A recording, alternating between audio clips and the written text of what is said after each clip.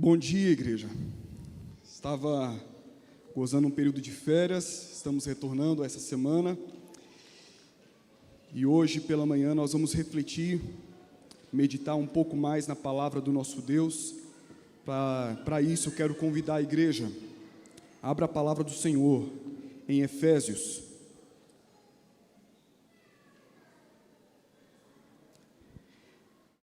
Efésios 1, capítulo 1, versículo 4.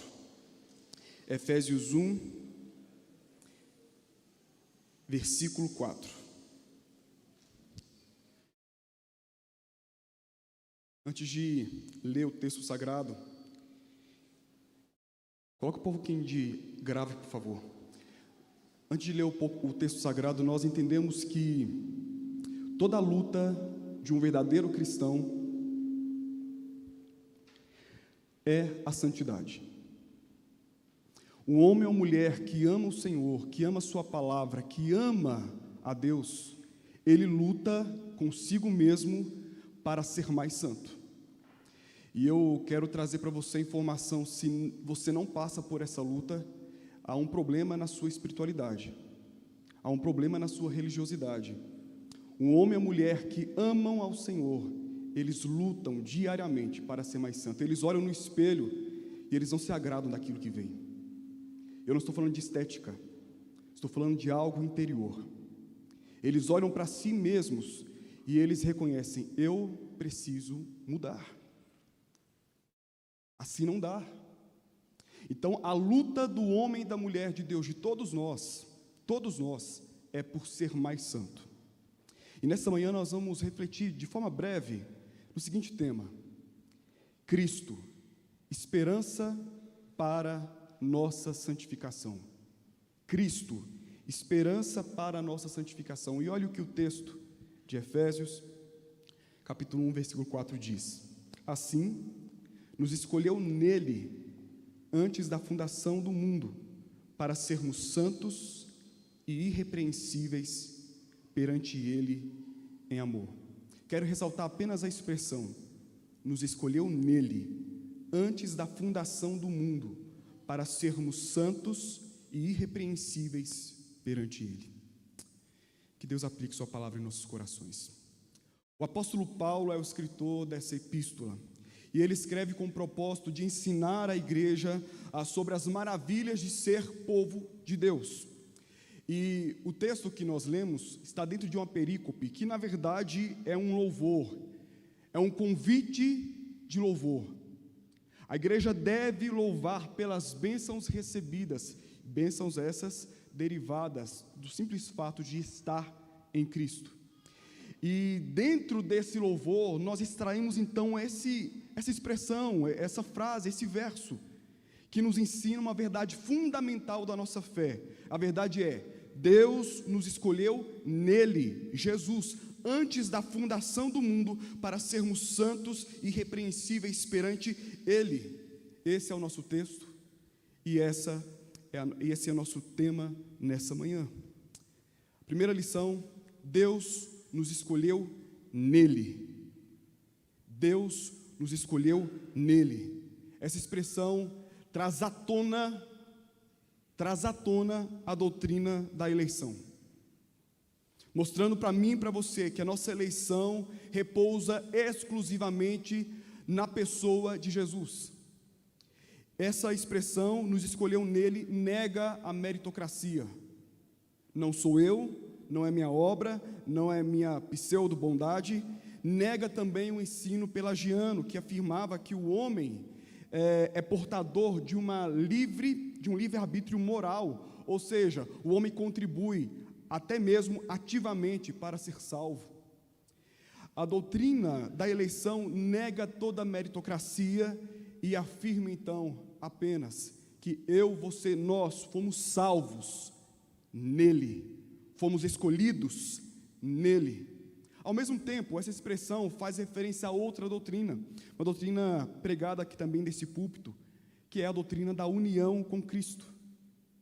E nós podemos afirmar: Deus nos escolheu nele, Deus nos chamou nele, Deus nos vocacionou nele, Deus nos justificou nele, Deus nos adotou nele, Deus nos glorificou nele. Portanto, qualquer bênção recebida, qualquer bênção que você e eu, nós conseguimos hoje, se dá pelo fato de que estamos nele. União com Cristo. E Paulo é bem claro. Assim como nos escolheu nele, antes da fundação do mundo. A eleição é um evento que aconteceu na eternidade, nós sabemos bem disso. Deus, por sua sábia vontade, livre e soberana, Ele decreta que alguns homens e anjos receberiam então a vida eterna. Nessa eleição nós entendemos que Ele, Deus, conhece particularmente cada pessoa escolhida. Ele fez uma escolha que é imutável. E os nossos documentos falam o seu número é tão certo e tão definido que não pode ser aumentado ou diminuído.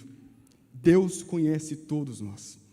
E no tempo devido, o Espírito Santo, no tempo de Deus, o Espírito Santo vem e alcança esse homem, essa mulher que está na massa de homens caídos, aplica nele aquilo que Cristo conquistou na cruz, e esse homem, essa mulher agora, no tempo devido, recebe a remissão de pecados, ele é justificado, é adotado, santificado e guardado pelo poder de Jesus. E o que Paulo está querendo nos ensinar? Igreja, louve a Deus, igreja, exalte ao Senhor. Usando a expressão de Paulo, vamos bem dizer o nome do Senhor, o Deus e Pai. Por quê? Porque nós fomos escolhidos nele. E particularmente eu entendo a doutrina da eleição como a doutrina do pertencimento. Eu fui escolhido para ser dele, eu fui escolhido para pertencer a alguém, e esse alguém amoroso, esse alguém que tem sobre si e derrama sobre mim graça e mais graça.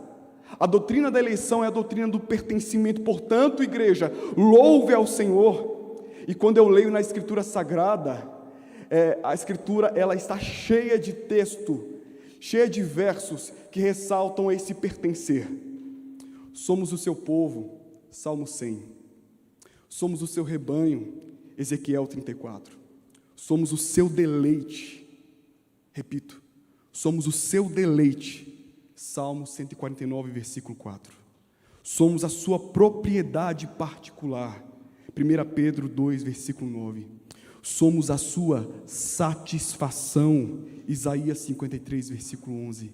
Nós pertencemos a Deus, e isso deve ser motivo de júbilo, de alegria. Pertencemos a Deus através de alguém que mediou tudo isso e nos apropriou para Ele. Cristo é o nosso resgatador e salvador. Meus irmãos, nos foi imputada uma justiça que não merecíamos, uma benevolência que somos incapazes de retribuir.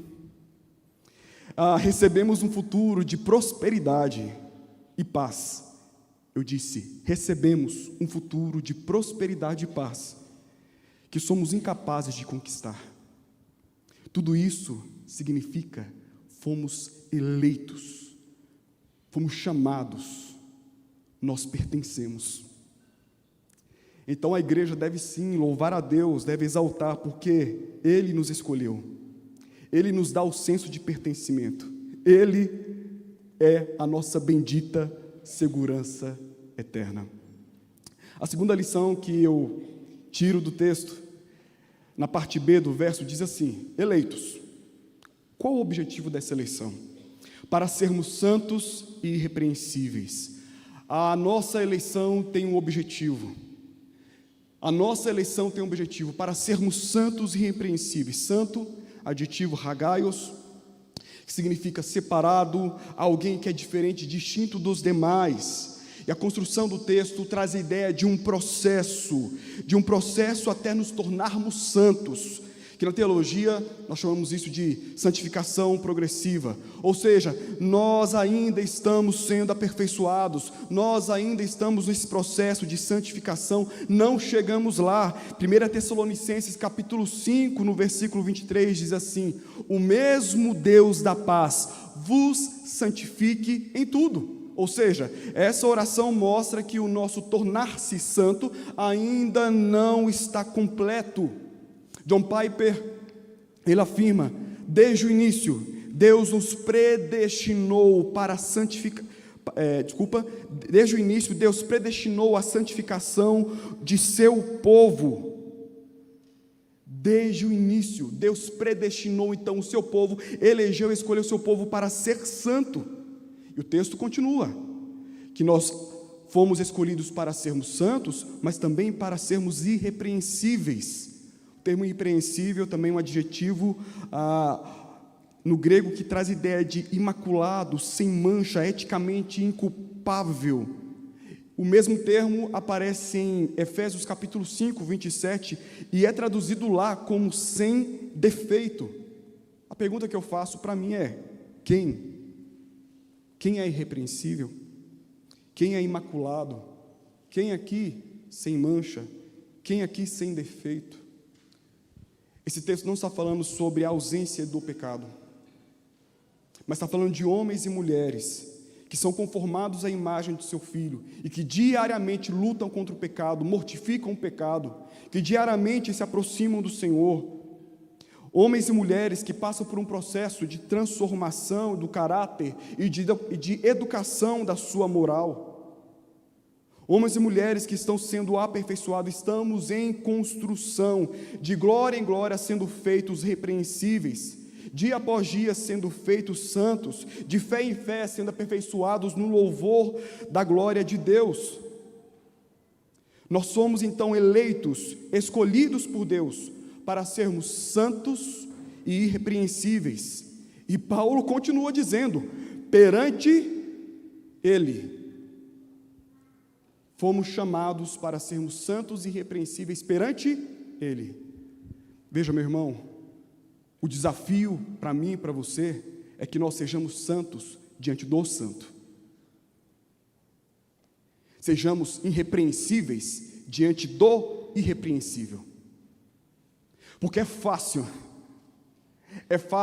teatralizar santidade e usar meios humanos para quantificar a minha santidade comparado ao irmão que faz isso, isso e aquilo. É fácil teatralizar o pecado. Somos facilmente enganados por aparências de santidade. Por exemplo, o moralismo é uma performance da santidade. O legalismo é uma performance da santidade. Até mesmo assistencialismo e tantas outras formas de viver são maneiras de teatralizar aquilo que de fato não é verdade na vida. Deus não se convence por palavras, lágrimas, ofertas, trabalhos, outras coisas que eu e você nós possamos fazer e oferecer. O desafio é: vocês foram eleitos, chamados para serem santos e irrepreensíveis perante Ele, o santo e o irrepreensível. Contudo, não é pelo nosso braço. Se o Senhor Jesus, Ele é soberano sobre nossa eleição, Ele não será soberano sobre nossa santificação? Se o Senhor Jesus é quem opera, é quem nos chama, será que Ele não será soberano também sobre o nosso processo? De cada dia ser mais santo, de cada dia ser mais irrepreensível? Ele é soberano até mesmo sobre a minha santificação. Isso significa que Ele não vai abandonar a mim e a você. Se Ele começou a boa obra em você, Ele vai completar. Palavra de Deus. Ele efetua em nós o querer e o realizar. É Ele, Jesus, quem nos edifica por meio da palavra, oração, comunhão, sacramentos. É Ele, Jesus, quem nos fortalece na peregrinação da fé quando estamos fracos. É Ele, Jesus, que está conosco, palavra dEle, até a consumação dos séculos. É Ele, Jesus, que levanta o abatido. É Ele que faz a obra. É Ele que faz a obra. Portanto, meus irmãos, nós devemos, como crentes, apegar-nos com amor a esse Jesus que não nos abandona. Nós somos eleitos, estamos num processo de santificação, Tudo isso deve fazer com que eu e você abandone o orgulho de um dia achar que contribuímos para o nosso grande processo de santificação de forma autônoma de Jesus. Dependemos dele, necessitamos dele. Não há espaço para o orgulho. Jesus, ele é a esperança da nossa santificação. Ele é a esperança. Quero ser mais santo hoje, mas é impossível ser mais santo hoje se eu não me apegar a Jesus.